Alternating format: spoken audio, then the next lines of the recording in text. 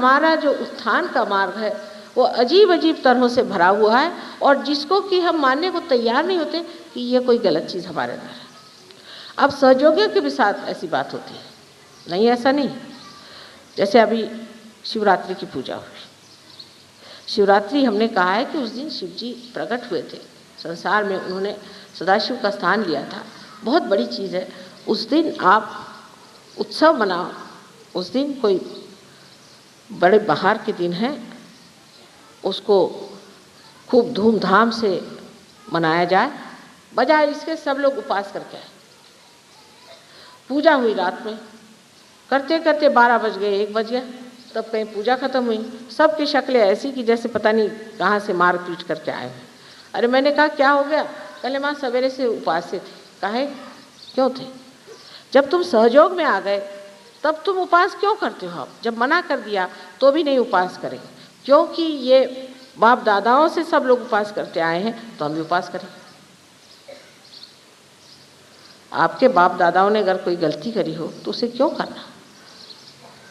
आपके बाप दादा कुछ पैंट पहनते नहीं थे, धोतियाँ पहन के घूमते थे, तो आप लोग भी धोती पहन के घूमते हैं? आज जब आपको पता है कि उपास करना सहयोग में बिल्कुल मना है, हाँ आप उपास करिए, अपने शरीर के लिए करिए, पर शिव जी के नाम पे तो कम मत करिए। शिव जी के नाम पे उपास करना तो मेरी समझ भी कभी नहीं आता है कि वो तो कभी भी उपास नहीं करते थे। उनको कुछ नहीं मिला तो वो जो चीज़ जितना भी विष होता था उसी को पी जाते थे। ऐसे शिव जी के जन्म पर सब लोग उपास करते हैं। तो सहयोग में भी हम लोग दोनों चीज़ के साथ चलते रहते हैं। वो ये कि हमारे जो पुराने गले में फंदे पड़े हुए हैं उसके खिंचाव में ज़रूर हम आ जाते हैं, और जब वो खींचता है तो फिर देखते हैं कि घोड़ा चला दूसरे रास्ते, और एक नहीं, अरे कोई बात नहीं, उसमें माँ ने कहा था ऐसा बात थी, ये करके और उस तरफ आप चल रहे थे। वास्तविक में आप इस तरह से शिव जी का अपमान कर रहे हैं। जो लोग सहयोगी नहीं हैं उनको 100 खून माफ़, क्योंकि उनका संबंध परमात्मा से हुआ नहीं, उनको असलियत की मालूमात नहीं है, तो उनके लिए 100 खून माफ़ हो जाते। लेकिन आप जो कि सहयोगी हैं, वो जो सहयोगियों को जो चीज़ बिल्कुल मना है, वो जब आप काम करते हैं तो उसका असर आप पे ज़रूर आता है। और उसके बाद 4-5 लोगों को हार्ट का ट्रबल हो गया, तब फिर मेरे पास आए कि माँ अब इतने दिन हम सहयोग में रहने पर भी हमें हार्ट का ट्रबल क्यों हो गया? मैंने कहा आपने शिवरात्रि के दिन उपास किया था? खूब किया था। मैंने कहा फिर आप भोगी, आप शिव जी को प्रसन्न करिए, खूब जाके खाना खाइए। नहीं, डॉक्टर ने तो एकदम मना कर दिया है, डॉक्टर ने कहा है कि बस आप लेटे रहो, ये करो वो करो। मैंने कहा फिर डॉक्टर की सुनो या मेरी सुनो? सहयोगियों को पता होना चाहिए कि अब आप परमात्मा के साम्राज्य में आ गए।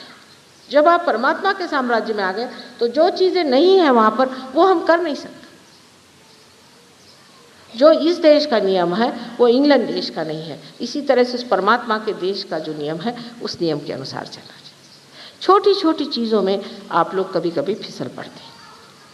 जैसे परसों मैंने बताया था कि एक ऊर्ध्वगामी शक्ति है और एक अधोगामी है, जिससे हम नीचे की ओर चले जा रहे हैं। तो हम लोग जैसे बंदर के जैसे कभी तो ऊर्ध्वगामी पे रहते हैं और कभी अधोगामी पे जाते हैं। तो इस तरह की कूद फान करने से आप किस तरह से ऊपर उठ सकते हैं। बहुत बार लोग प्रश्न भी करते हैं कि माँ किस तरह से किया जाए। एक ही डोर को पकड़ लीजिए, एक ही तरह से चलिए, उसको समझ लीजिए।